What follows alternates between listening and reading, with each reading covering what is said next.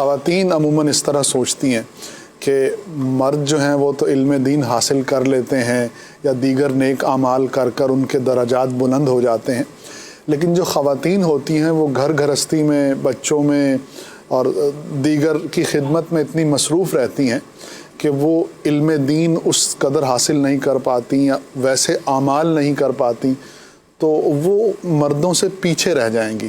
تو آپ کیا فرماتے ہیں؟ دیکھیں، بات یہ ہے کہ اگر آپ سے یہ کہا جائے کہ بھائی آپ صبح سے شام تک ایک دیوار تعمیر کریں، ٹھیک، اور آپ کو 100 روپیہ ملے گا، ٹھیک، اور دوسرے کو کہا جائے کہ تم بیٹھ کے اس کو صرف دیکھتے رہو تمہیں 200 روپیہ ملے گا، ٹھیک، تو کیا اس کے لیے یہ کہنا درست ہوگا کہ یار دیکھو اس کو تو دیوار بنانے پہ لگایا ہوا ہے اور مجھے صرف بٹھایا ہوا ہے؟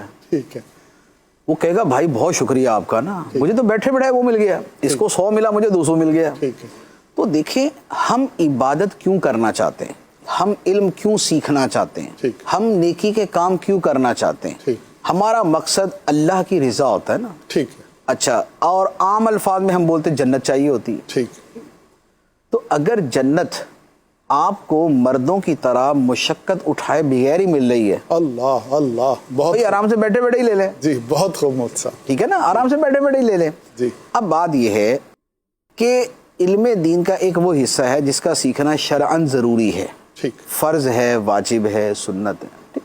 فرض و واجب ضروری ہے، سنت اس سے نیچے آ جاتا ہے۔ اتنا حصہ تو ہر خاتون کو سیکھنا ہی چاہیے، ٹھیک، لازمی ہے نا، لہذا نماز، روزہ، زکوٰۃ، حج وغیرہ کے مسائل یہ سیکھے، تو اتنا حصہ سیکھ لے تو کافی۔ اب رہا یہ کہ بالکل مردوں کی طرح وہ سارے ہی کام کہ جو مرد کرتے ہیں وہ عورتیں کریں، کیوں؟ جنت میں جانے کے لیے۔ تو بھئی جنت اگر آپ کو گھر بیٹھے سکون سے مل رہی ہے تو آپ مردوں کی طرح کیوں مشقت اٹھاتی؟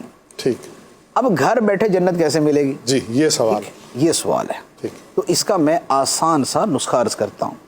حدیث مبارک ہے، غالباً مسلم شریف کی ہے، اور جنت بھی کیسی، آپ اس حدیث مبارک کا جو آخری الفاظ ہے نا وہ سنیے گا۔ ٹھیک، آپ جو ہے مثال کے طور پہ اگر میں بہت زیادہ نمازیں پڑھوں تو مجھے جنت کے جو نماز والا دروازہ ہے باب الصلاۃ، ٹھیک، اس سے کہا جائے گا کہ آ جائیے، ٹھیک، ٹھیک، جو عمل کیا اسی دروازے سے مجھے بلا لیا جائے گا۔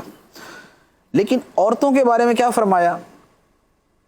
فرمایا کہ جو عورت 5 نمازیں پڑھے، اپنی پارسائی کی حفاظت کرے، شرم و حیا کی حفاظت کرے، جی، اور اپنے شوہر کو خوش رکھے، ٹھیک، 3 کام، جی، 5 نمازیں، اپنی شرم و حیا کی حفاظت اور شوہر کو خوش رکھے، فرمایا جنت کے 8 دروازوں سے اس کو ندا کی جائے گی کہ جس دروازے سے چاہو جنت میں داخل ہو جاؤ۔ بہت خوب، اللہ اللہ، اللہ کی رحمت پہ قربان جائیے۔ ٹھیک ہے، جی، تو بھائی آپ کو کیا شوق ہے کہ آپ بولے کہ نہیں جناب میں نے وہ تختوں پہ چڑھ کے دیواری بنانی ہے ٹھیک ہے، اور سارا دن میں نے مشقت ہی کرنی ہے اور میں نے وہ وزن ہی اٹھانا ہے اور میں نے ٹھک ٹھک کرنا ہی کرنا ہے۔